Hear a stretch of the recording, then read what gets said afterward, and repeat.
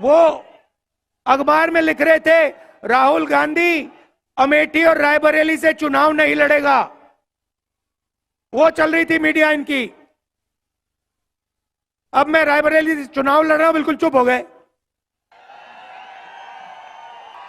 और ये मीडिया वाला जो भी बोलना चाहे बोलो, हमें कोई फर्क नहीं पड़ता। चिल्लाओ, चिल्लाओ जितना चिल्लाना है तुम्हें, नाच गाना करो, डांस करो, चिल्लाओ, गाली दो, हमें कोई फर्क नहीं पड़ता। ये कहते हैं हमने मनरेगा योजना दी, कहते हैं गरीबों को ये बिगाड़ रहे हैं, आलसी बना रहे हैं।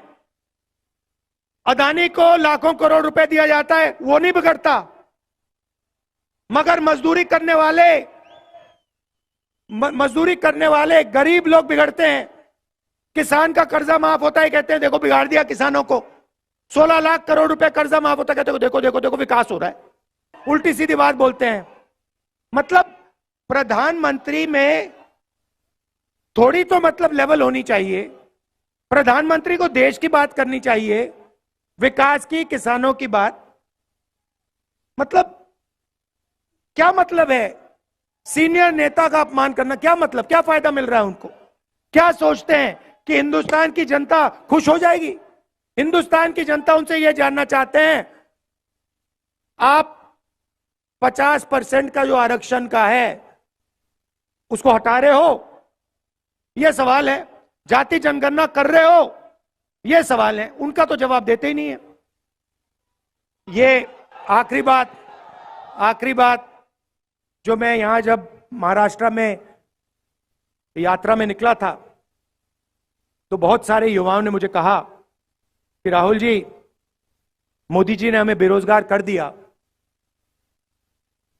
हम पेपर लेते हैं और महीनों के लिए हम रात दिन काम करते हैं,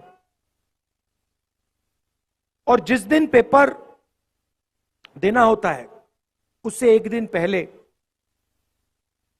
हमें किसी के मोबाइल फोन पे पेपर लीक हो जाता है, पेपर दिख जाता है।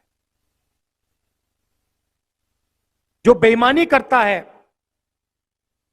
वो पेपर लीक करवा देता है, बिना पढ़ाई करे वो आगे निकल जाता है। और जो ईमानदारी से पढ़ाई करता है उसका नुकसान होता है। और हजारों युवाओं ने ये मुझे बोला, तो हमने मैनिफेस्टो में लिख दिया है एक नया कानून लाएंगे जिससे कड़ी से कड़ी सजा पेपर लीक वालों को होगी। और ये जो नया फैशन बनाया है नरेंद्र मोदी जी ने कि एग्जामिनेशन प्राइवेट कंपनियां करा रही हैं, इसको हम बंद कर देंगे। सरकारी संस्थाएं ही पेपर दे पाएंगी। और अगर किसी ने पेपर लीक करवाया तो हम कड़ी सी कड़ी सजा उसको देंगे।